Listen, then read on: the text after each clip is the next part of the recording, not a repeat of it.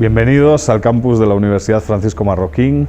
Hoy en nuestras cápsulas tenemos el orgullo de contar con nosotros a Joanny Sánchez. Joanny Sánchez es una activista liberal demócrata, periodista en diarios internacionales, muy conocida a nivel global, pero sobre todo una gran defensora de la libertad, ¿no? Y estamos aquí, bueno, no solo por su rol actual de directora del diario 14 y medio, sino también porque está de visita por aquí, por el campus de la universidad, y hemos aprovechado para grabar y tener esta entrevista dedicada a reflexionar sobre el mapa de la oposición en Cuba, ¿no? Y quizás la primera pregunta, Joanny, es la dirigida a, bueno, la situación cubana actual, ¿no? ¿Qué tan autoritario es la Cuba actual? ¿Sigue siendo un país autoritario y totalitario?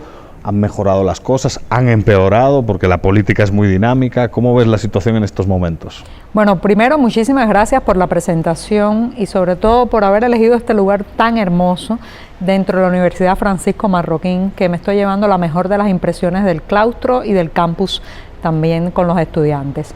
Pues bien, la Cuba de hoy, si se compara, Eduardo, con hace 20 años, 30 años, muchas personas dirían que es una Cuba más permisiva, donde la gente puede atreverse a ir un poquito más allá, por ejemplo, en el acceso a la tecnología, en las opiniones que se dicen en la calle, en la posibilidad de leer otras noticias más allá de las que difunde la prensa oficial. Pero la pregunta sería, ¿es así por voluntad del gobierno o a pesar del gobierno? Entonces creo que se trata de lo segundo, la vida, el contacto también con el afuera, la llegada del turismo al país, los avances tecnológicos han logrado crear pequeñas cápsulas, espacios donde los cubanos somos un poco más libres, pero no significa para nada que la legalidad nos haya dado más derechos, ¿no? O que el gobierno mismo haya aflojado los límites represivos. Si te pones a mirar, sigue estando penalizada la libre asociación y siguen estando ilegalizados los partidos opositores. La Constitución cubana sigue teniendo en su capítulo número 5, en su artículo número 5, el estigma o la marca de que el Partido Comunista es la fuerza gestora y principal de la sociedad. De manera que desde el punto de vista legal nada ha cambiado, pero la gente se atreve más y los tiempos nos están ayudando a visibilizar un poco mejor esa inconformidad.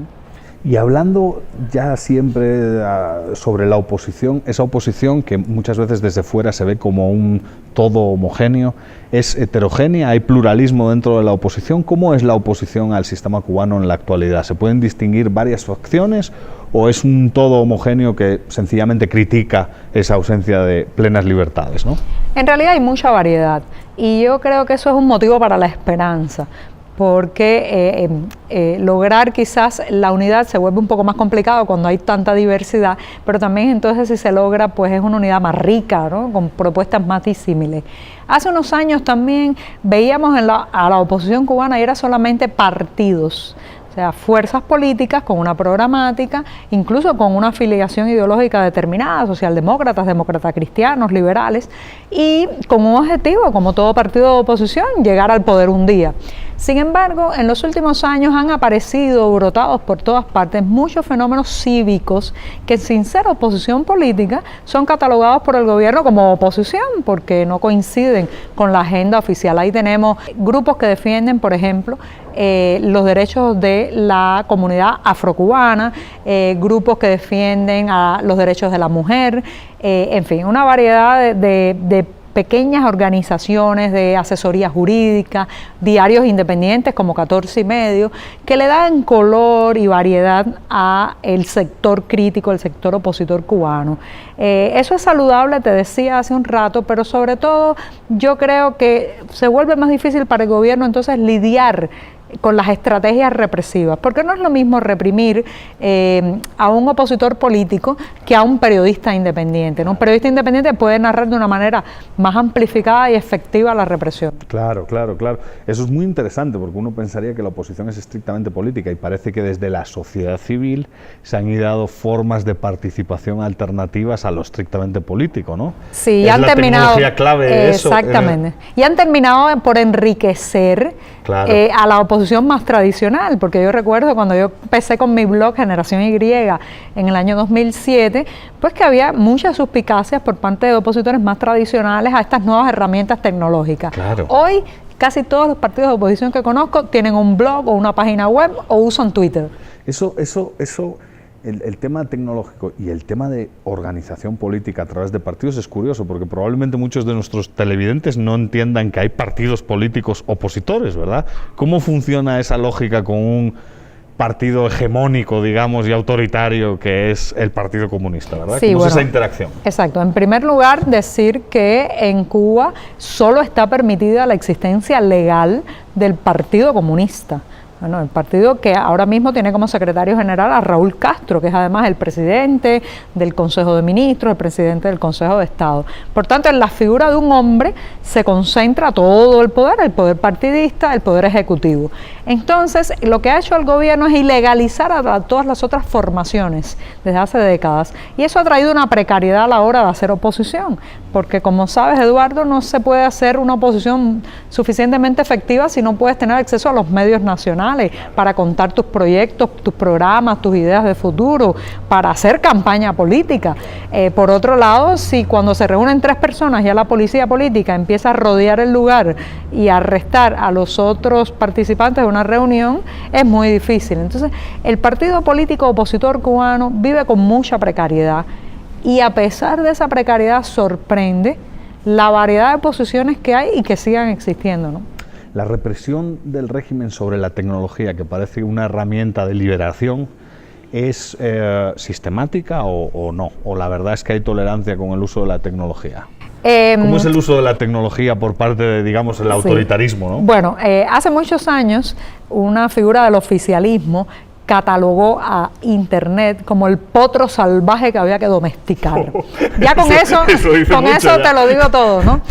Lo cierto es que el gobierno cubano, el oficialismo cubano, quizás también porque la mayoría de las personas que están ahí arriba tomando las principales decisiones son personas mayores que no pueden entender la tecnología como la entendemos tú y yo, como la entiende mi hijo que tiene 21 años, donde la tecnología forma parte de nuestras vidas, es algo utilitario que nos amplía la capacidad de aprender, de contactar, de influenciar. Han mirado siempre ellos desde ahí arriba con mucha suspicacia la tecnología y cuando la han incorporado como una herramienta de lucha ideológica. Entonces, ¿qué hacen con la tecnología? Bueno, por ejemplo, forman los llamados soldados de la red, que son personas fieles al gobierno que se dedican en Internet a llenar los foros de debate, los comentarios de blogs, comentarios de sitios o de medios periodísticos de la voz oficial. Y eso se nota, repiten consignas, no quieren debatir, no quieren argumentar, insultan a los opositores.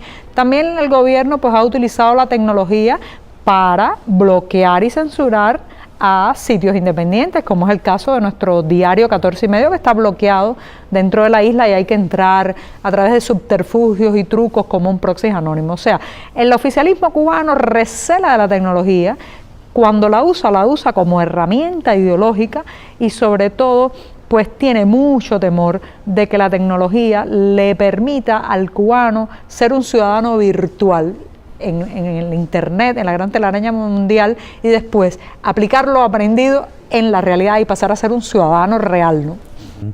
Dentro de ese mapa de oposición, y ya como última pregunta para ir cerrando esta cápsula que ha quedado fantástica, me gustaría preguntarte, ¿hay un verdadero compromiso con la libertad individual o la oposición es solo avanzar en clave democrática? ¿De verdad la agenda es más democrática o más de libertades individuales, más liberal clásica, más el derecho a asociación, más la libertad de expresión? ¿Por dónde va la agenda opositora en cuanto a prioridades se refiere? Bueno, yo creo que ese es uno de los puntos justamente en que toda la diversidad de partidos opositores coincide, ¿no?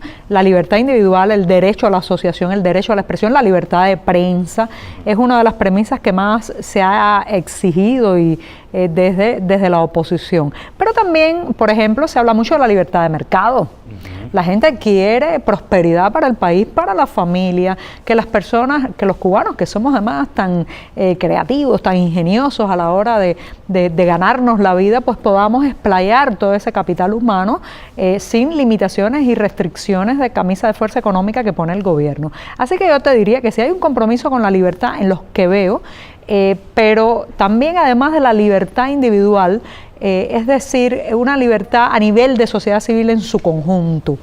que la sociedad civil recupere su protagonismo, su identidad propia y su separación del poder. Del Estado, sí, sí.